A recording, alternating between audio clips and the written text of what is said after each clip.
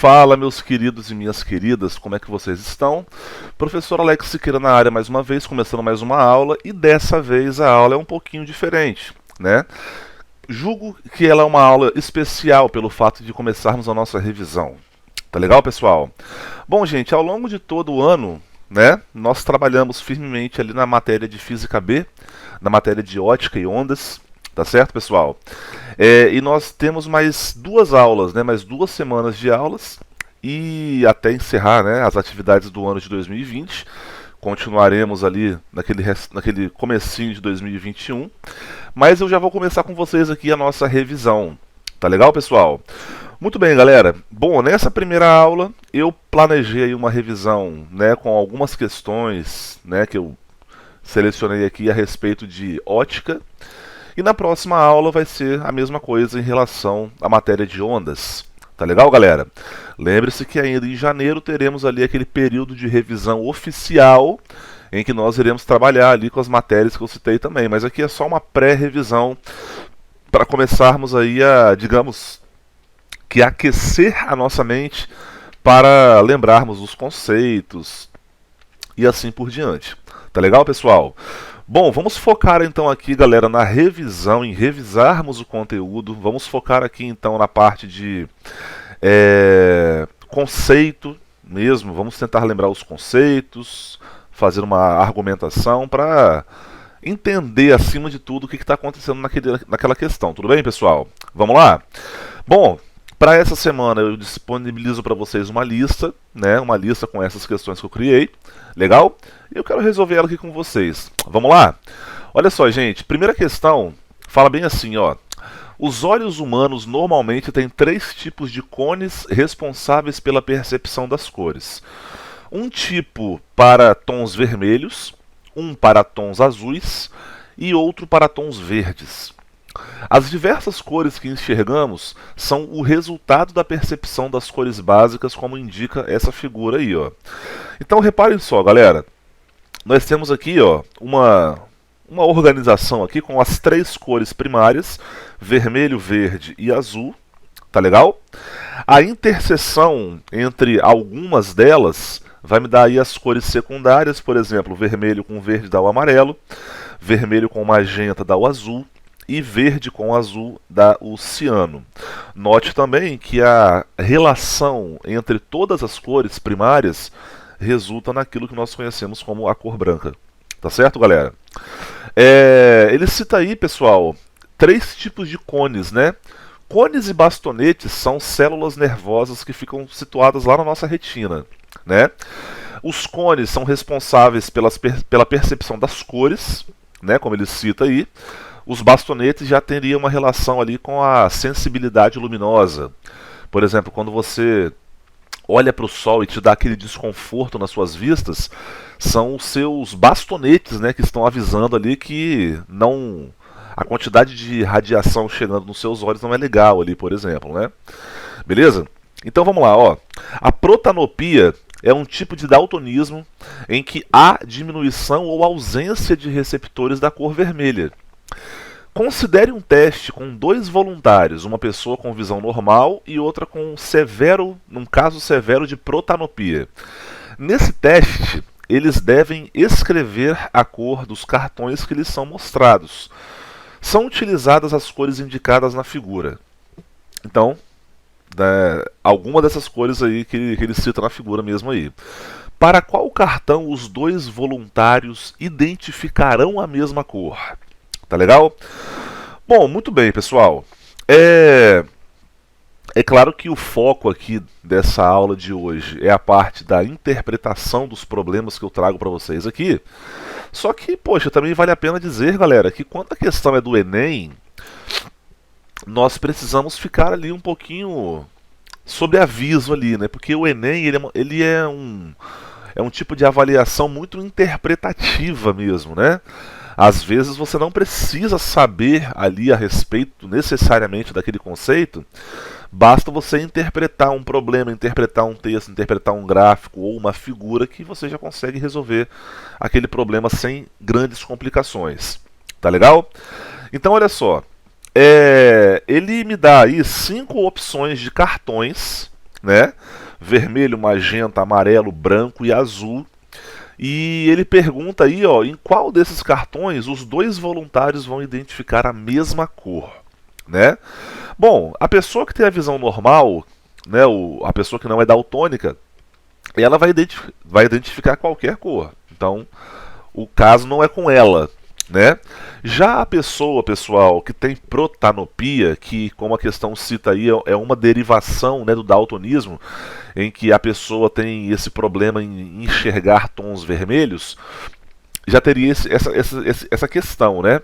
Por exemplo, então, tipo assim, vamos imaginar o seguinte: qualquer tom de cor do cartão que tenha sequer um pouco de vermelho na sua composição, ele não vai identificar, né, da forma que deveria, por exemplo. Tá legal? Então vamos aqui, gente, olha só. Letra A, com certeza a letra A não é a resposta, porque o cara não vê vermelho, então ele não vai identificar ali o vermelho. Legal? Letra B, magenta.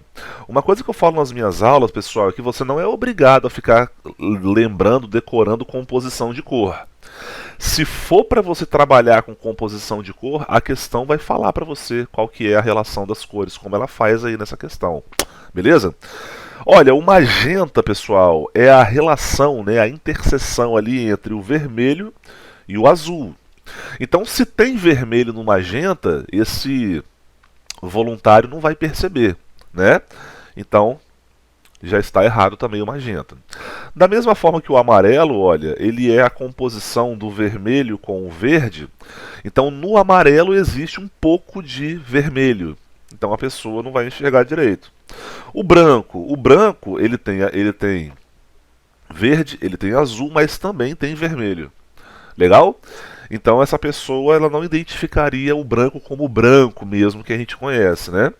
Então a resposta também não é letra D, ficamos aqui então com a resposta letra E. E é verdade, é a nossa resposta. Legal? No caso aí, galera, reparem que o azul é a única opção que nós temos aqui que ele não possui vermelho na sua composição. O azul é uma cor primária, né, e não depende de composição com outra cor para formar o azul. Então, a única opção que eu tenho aqui, gente, em que os dois voluntários vão pegar aí o mesmo cartão, vão identificar a mesma cor, é a cor azul. Legal? Resposta letra E. Questão número 2 da minha lista. Vamos lá? Um coreógrafo está ensaiando um número de frevo e deseja obter uma filmagem com 16 imagens de passistas, porém ele dispõe apenas de 4 dançarinos. Com 2 grandes espelhos planos e os 4 dançarinos entre esses espelhos, o coreógrafo consegue a filmagem da forma desejada. Qual foi o ângulo de associação entre os 2 espelhos planos para que o público, ao assistir a gravação, veja 16 passistas em cena? Tá legal? Olha só, gente. Vamos então aqui pensar na interpretação do texto primeiro. Bom, primeiramente, acima de tudo, está claro que essa aqui é uma questão sobre a associação de espelhos planos, né? Eu tenho, por exemplo, 2 espelhos que eles compartilham aqui uma mesma extremidade, né? Existe um certo ângulo entre esses espelhos. Esse ângulo eu não sei, mas vou chamá-lo de alfa. Beleza? E uma coisa que assim é muito importante nesse tipo de questão, pessoal, é o seguinte, é que ele falou que ele tem ali, ó, 4 passistas, né? Esses 4 passistas vão entrar na frente do espelho, dos espelhos, né, da associação de espelhos.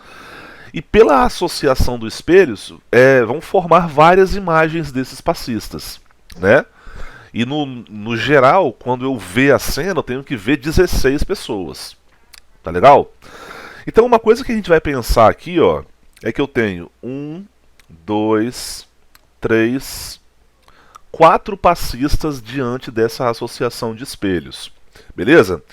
Então a gente vai imaginar aqui, pessoal, que esses quatro passistas representam um grupo, né? Então nós vamos imaginar que esses 4 passistas diante dos espelhos ali representem uma coisa só. Legal? Então assim, nós temos o seguinte, ó, 4 simplesmente 4 passistas. Eu tenho, no caso, um grupo. Beleza? Só que eu tenho que ver ao total 16 passistas. Então assim, ó, fora os 4, né, ali, seres humanos mesmo ali, né, em frente dos espelhos, eu tenho que ver mais 12, né?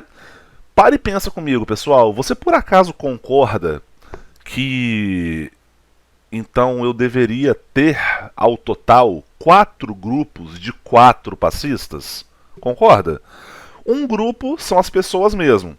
Os outros 3 grupos, né, 4, 8, 12, somando tudo dá 16, são as imagens desses passistas. Beleza? Então, tipo assim, eu tenho um grupo, né, um grupo de passistas ali, e eu tenho que produzir a imagem de outros 3 grupos. Basicamente isso. Tipo assim, ó, vamos fazer aqui a divisão. Apareceria, por exemplo, uma imagem desse grupo aqui, uma outra imagem do grupo de passistas aqui e uma outra imagem desse grupo aí.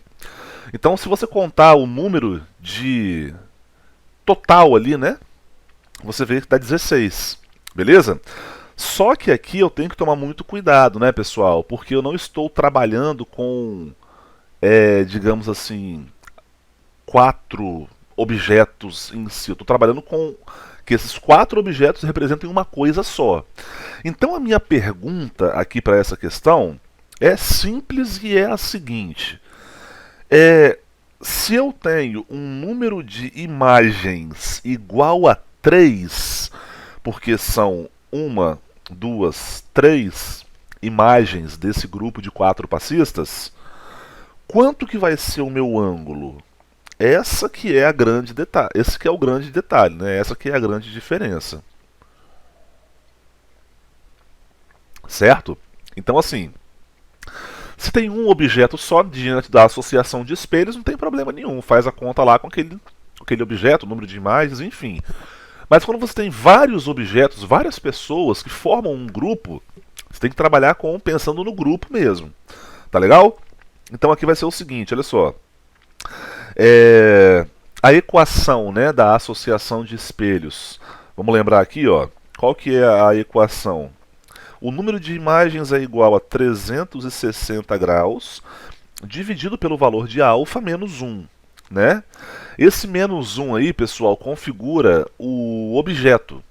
De tudo que aparece ali diante dos espelhos, eu tenho quer ver, ó, 1, 2, 3, 4. Desses 4, 3 são imagens e 1 é objeto. Legal? Como eu quero encontrar aqui o valor de alfa, deixa eu isolar aqui o alfa então, né? Fica bem assim, ó, ni mais 1, esse 1 menos 1 foi para lá positivo, é igual a 360 graus dividido por alfa. A alfa passa multiplicando, né? Ni mais 1 multiplicando o valor de alfa, isso aqui é igual a 360 graus. Alfa vai ser igual a 360 graus dividido por Ni mais 1. Beleza? A alfa vai ser igual a 360 graus dividido por quanto? Bom, o número de imagens é 3 e eu tenho mais 1 aqui. Beleza? 360 dividido por 4, pessoal, dá 90 graus. Beleza? 90 graus. Tá legal? Resposta letra C. Então, tipo assim, ó, para que eu tenha um grupo de pessoas e eu transforme esse um grupo de pessoas para, digamos, mais 3 grupos de pessoas, 3 imagens, eu tenho que ter um ângulo de 90 graus, né? Quando eu tenho um objeto diante de uma associação cujo ângulo é 90 graus, eu tenho 3 imagens, no caso aqui 3 grupos de imagens. 16 aí passistas ao total. Beleza, pessoal? Resposta letra C. Próxima questão da minha lista, questão 3, fala bem assim, ó. Um professor de física guardou 4 sistemas ópticos, lentes esféricas ou espelhos, em 4 caixas, uma para cada um deles, numeradas de 1 a 4, conforme figuras. Tá aí, ó, 1, 2, 3 e 4. Após mostrar as caixas, forneceu informações sobre os sistemas ópticos contidos nas mesmas, conforme a tabela abaixo. Então, olha só, ó, dentro da caixa, sistema óptico dentro da caixa 1, né? Com essas dicas aqui, nós vamos ter que descobrir o que tem nessas caixas ali, ver as alternativas das afirmativas para ver o que está certo, né? Ou o que está errado, é claro. E vamos lá. Sistema óptico dentro da caixa 1. Esse sistema conjuga uma imagem direita menor de um determinado objeto. É uma imagem direita e menor de um determinado objeto. Tá legal? Vou fazer o seguinte, eu vou ler tudo, vou ver lá as alternativas, as afirmativas e ver o que está certo e o que está errado, beleza? Mas então, ó, dentro da primeira caixa eu tenho um sistema óptico, que pode ser uma lente ou um espelho, né? Que vai conjugar ali uma imagem que é direita e menor do que o objeto. Legal? Sistema óptico dentro da caixa 2. A imagem de um objeto conjugada por esse sistema é virtual e de mesmo tamanho do objeto. Beleza? 3. A imagem de um objeto conjugada por esse sistema pode ser projetada em um anteparo, né? E 4. Esse sistema pode conjugar uma imagem real e de mesmo tamanho de um determinado objeto. Tá legal? Então vamos ver aí então as afirmativas, legal? Bom, número 1. O sistema óptico dentro da caixa 1 pode ser um espelho convexo ou uma lente divergente. Vamos lá? Ele fala aqui, ó, que na caixa 1 esse sistema conjuga uma imagem direita e menor do que um determinado objeto. Olha, pelo fato da imagem ser direita, isso significa, portanto, que a imagem é virtual, né? A imagem virtual, lembra, é aquela imagem que você vai ver a imagem virtual olhando através do sistema óptico, beleza? Por exemplo, quando você se arruma diante de um espelho plano, você tem que olhar para o espelho plano para ver a sua imagem lá. Só que o espelho plano ele conjuga uma imagem virtual direita e de mesmo tamanho, não menor do que o objeto. Quem faz isso, pessoal, é a lente divergente ou o espelho convexo, como está falando aqui na primeira afirmativa. Então a primeira afirmativa está certa. Tá legal? Segunda afirmativa. O sistema óptico dentro da caixa 2 tem seu princípio de funcionamento baseado no fenômeno da refração da luz, né? Olha só, galera. Na caixa 2 aqui, caixa 2 é interessante falar, né? Mas olha só, na caixa 2 aqui, eu tenho que a imagem é virtual e de mesmo tamanho do objeto. Então a caixa 2 não tem como ser outra coisa se não for um espelho plano, tá?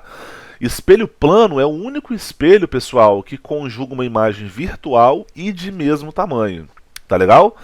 Lentes esféricas e espelhos esféricos até podem conjugar imagens virtuais, mas jamais de mesmo tamanho.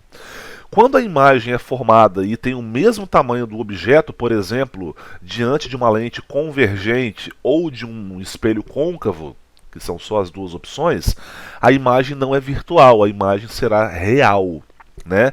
E especificamente com um objeto situado em cima do centro de curvatura desse sistema óptico. Legal? Então já adianto para vocês que o 2 está errado. 2 está errado porque o espelho plano ele não trabalha com o princípio da refração da luz, e sim da reflexão. Tá legal, pessoal? O bom é sempre a argumentação, é por isso que eu trouxe muita questão aqui, ó, conceitual na aula de hoje, legal? Vamos lá, terceira afirmação. Dentro da caixa 2 temos um espelho plano, voilá. É isso aí, tem um espelho plano, não pode ser outra coisa. Quarta afirmação, dentro da caixa 4 podemos ter uma lente divergente. Vamos ver, ó. Dentro da caixa 4, ó, esse sistema pode conjugar uma imagem real e de mesmo tamanho de um determinado objeto. Pode, pode sim. Só que quem não pode fazer isso aí é uma lente divergente, né, pessoal? Lente divergente, ela só consegue criar uma imagem virtual direita e menor. Fui claro? Número 5, as caixas 3 e 4 podem conter o mesmo sistema óptico. Olha, vamos lá, ó. 3. A imagem de um objeto conjugada por esse sistema pode ser projetada no anteparo. Então aqui, ó, esse negócio de pode ser projetada significa que a imagem é real. Se a imagem é real, ela pode ser formada por uma lente convergente ou um espelho côncavo. Côncavo. Beleza? Sistema 4. Esse sistema pode conjugar uma imagem real e de mesmo tamanho, né? Quem consegue conjugar imagem real é lente convergente ou espelho côncavo mesmo. Então tá certo aí a quinta opção. Então a resposta é 1, 3 e 5. 1, 3 e 5, resposta letra C.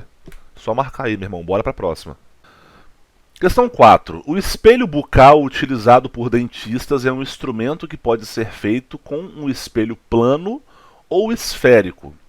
Um dentista, a fim de obter uma imagem ampliada desse dente, de um dente específico, deve utilizar um espelho bucal, né? Bom, pessoal, se é para ter uma imagem ampliada, né? Então esse espelho bucal não pode ser plano, né? Tem que ser um espelho côncavo. Legal? Não é plano e nem convexo, é côncavo. Tá certo? E aí? A ideia, pessoal, é o dentista ele olhar através do espelho, né? E olhando através do espelho ele vai ver aí a imagem ampliada, tá certo? Então, onde é que esse espelho tem que estar posicionado para que isso ocorra? Legal? Vamos lá então, gente, olha só. Então aqui nós temos o seguinte, pessoal. Olha só. Aqui nós temos o eixo principal, né, desse espelho. Legal. Por exemplo, aqui, ó, vou colocar o espelho. Certo? E eu vou desenhar aqui, por exemplo, o foco, né? Não vou desenhar o centro de curvatura que não precisa, não. Legal? Bom, para que diante do espelho côncavo, né, ele obtenha uma imagem que tem que ser vista através do espelho, portanto tem que ser uma imagem virtual e ampliada, o objeto tem que estar situado entre o foco e o vértice do espelho. Vamos formar a imagem aqui então? Lembra, para eu formar a imagem de um objeto, eu preciso de quantos raios notáveis? São 2, né? Aquele primeiro raio notável que atinge o espelho, estando paralelo ao eixo principal, né? E ele reflete aí passando pelo foco. Certo? Passando pelo foco. O outro raio é aquele que passa aqui pelo vértice, que eu escrevi centro de curvatura, né? Dei mole, foi mal. Mas está devidamente corrigido aí. E aí ele vai refletir aqui para baixo, né? Note que os dois raios que foram refletidos pelo espelho, eles não se encontram. Legal? Então o que a gente faz aqui, Chuchu? Nós vamos simplesmente prolongar os raios refletidos, olha. E reparem só, galera, vou fazer aqui, dar uma roubadinha aqui, só para ficar uma coisa mais expositiva. Não, não vai dar não, mas beleza. Então aqui, ó, eu tenho a imagem, né, formada ali, ó, pelos prolongamentos, uma imagem virtual. Tá legal? A imagem ampliada, né? Então vamos ver se a resposta é letra A ou letra B. Beleza? O espelho é côncavo, sendo colocado uma distância do dente menor do que a distância focal. Resposta letra A. A distância tem que ser menor do que a distância focal. Se a distância focal for 20 centímetros, então esse dente tem que ser colocado menos do que 20 centímetros para que ele seja ampliado e aconteça isso que aconteceu aí. Tudo bem? Bom, resposta letra A. Próxima questão, questão 5, ela fala bem assim, ó. Um objeto luminoso encontra-se a 40 centímetros de uma parede e a 20 centímetros do espelho côncavo que projeta na parede uma imagem nítida do objeto como indica, como mostra a figura. Então vamos aqui já começar a anotar os dados, né, pessoal? Reparem só aqui, gente. O objeto ele está a 20 centímetros do espelho, então isso significa que P é igual a 20 centímetros. Legal? Ele já me deu aqui a distância da imagem até o espelho. Repara só, a imagem está aqui e o espelho está aqui, ó. Então dá 60 centímetros, concorda?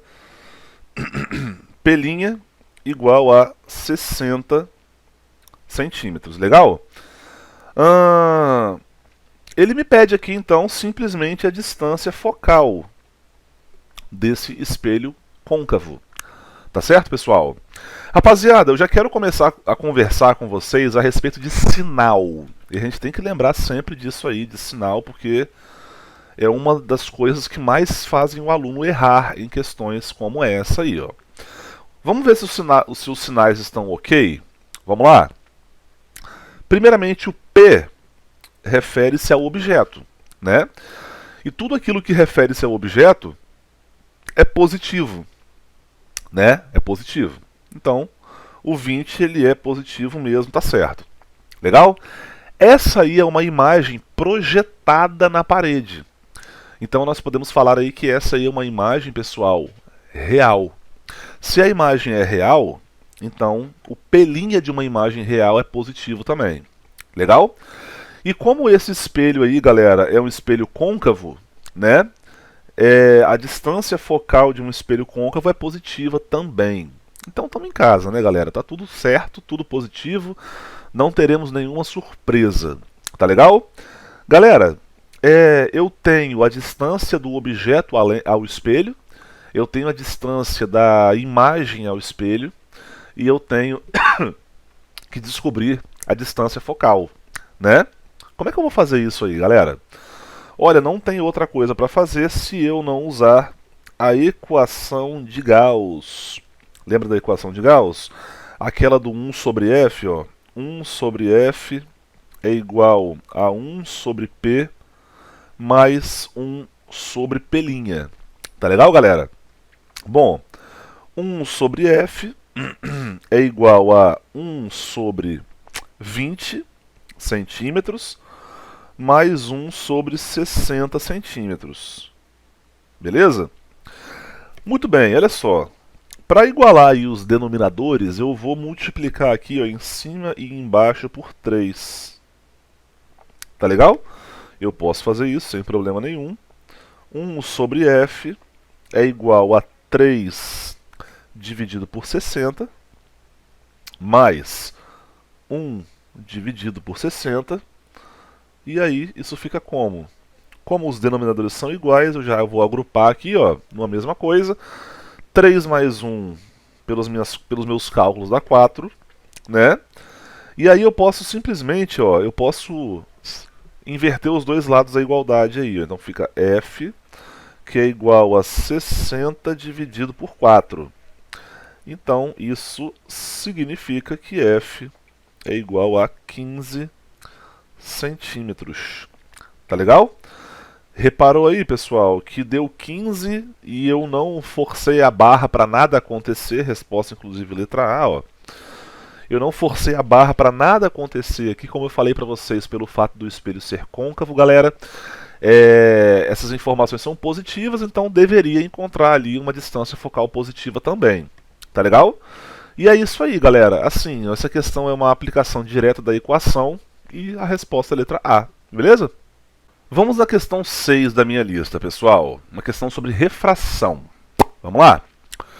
A figura mostra um raio de luz monocromática que se propaga por um meio A, incide na superfície de separação desse meio com um meio B, A atravessa e passa a se propagar pelo meio B. Pelo meio B. Em seguida, incide na superfície de separação entre o meio B e o meio C.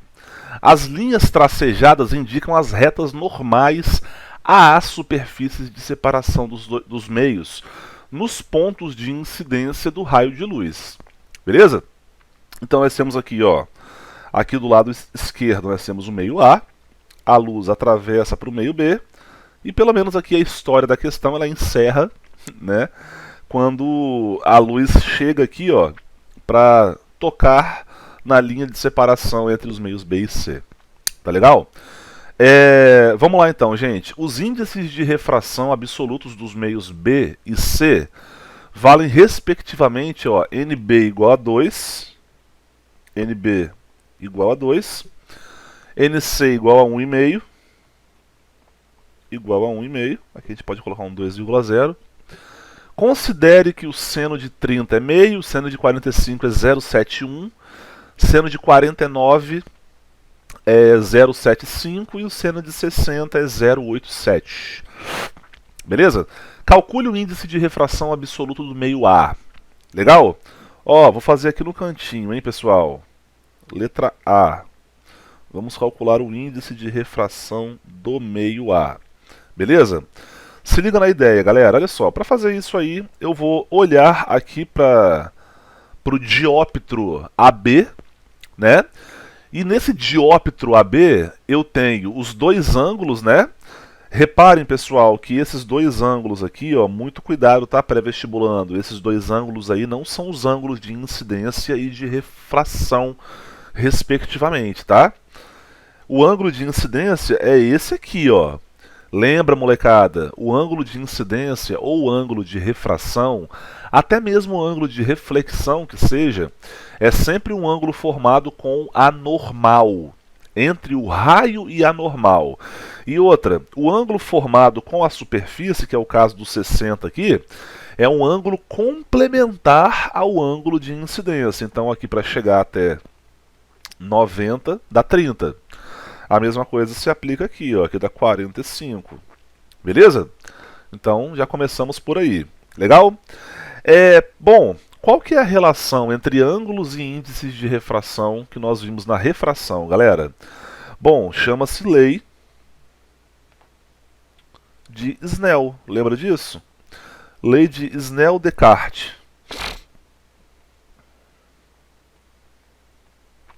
Beleza? Lei de Snell-Descartes, que diz o seguinte: o índice de refração do meio de onde a luz está saindo, multiplicado pelo seno do ângulo de incidência, vai ser igual ao índice de refração de onde a luz está entrando, que é o B, multiplicado pelo seno do ângulo de refração. Beleza? Como eu quero encontrar o NA, eu faço isso aqui, ó. NA é igual a quanto? NB vezes seno de 45 dividido por seno de 30. Beleza? NA vai ser igual, então, ó, NB vale quanto mesmo? NB vale 2. Então, NB vale 2 vezes seno de 45. Ele me falou aqui que o seno de 45 é quanto? Seno de 45, 0,71. 0,71 dividido por meio. Beleza? Bom, pessoal, vou fazer a continha aqui então, ó. Vamos lá. Aqui vai ser quanto? 2 vezes 0,71 dividido por 0,5 dá 2,84. Tá respondido então aí a letra A. 2,84 é a resposta aí então da letra A. Beleza? Bom, como é que vai fazer então aqui agora? Letra B, né? Determine o que acontece com um raio de luz após atingir a superfície de separação entre o meio B e o meio C. Legal? Bom, pessoal, eu tenho que verificar aqui, ó, se aqui no meio B, entre o meio B e C, a luz ela vai conseguir sair ou a luz ela vai refletir aqui para dentro, né? Para isso, pessoal, nós temos que pensar o seguinte. Olha só, já na letra B aqui, ó. Temos que pensar o seguinte, pessoal. Como é que eu calculo mesmo o seno do ângulo limite, né? O seno do ângulo limite seria o índice de refração para onde a luz está entrando, tentando entrar, que seria no meio C, dividido pelo índice de refração de onde a luz está saindo. Beleza? Olha, então aqui ó, nós temos o seguinte: seno de L é igual a... O índice de refração de onde a luz está tentando entrar é o meio C, né? Que tem índice de refração 1,5. Beleza? No caso aqui, gente, nós temos então que o índice de refração de onde a luz está tentando sair é o meio B, que tem índice de refração 2. Beleza? Então, o seno do ângulo limite aí, pessoal, vai ser então, ó, isso aqui dá 0,75. Beleza? Você por acaso sabe qual que é o seno do ângulo cujo valor é 0,75? Eu não saberia não, se a questão não me desse, moleque. Ó, seno de 49 é 0,75, beleza? Ainda bem que a pessoa que fez a questão aí pensou na gente nessa, né? Então isso significa, portanto, que o ângulo limite é igual a 49 graus. Tá legal? Tá, e aí? Bom, aí vem a seguinte situação, né, galera? Se o ângulo de incidência for menor do que o limite, acontece a refração.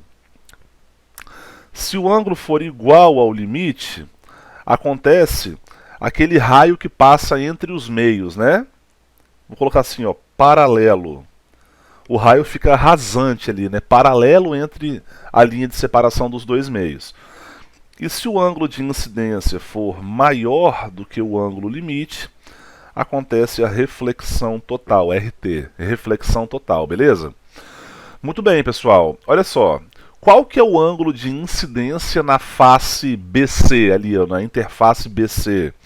O ângulo é 60, né?